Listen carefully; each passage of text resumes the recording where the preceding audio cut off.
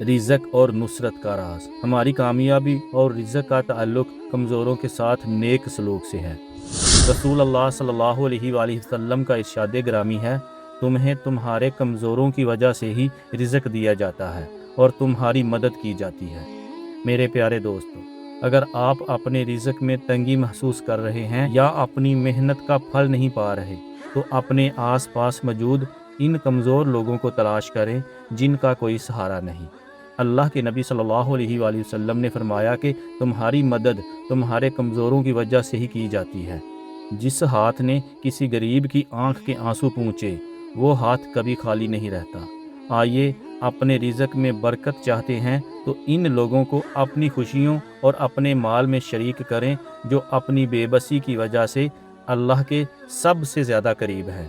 یاد رکھیے، تمہارا رزق وہاں سے آتا ہے جہاں سے تمہارا گمان بھی نہیں ہوتا، صرف اس لیے کہ تم کسی بے بس کا سہارا بنے ہو۔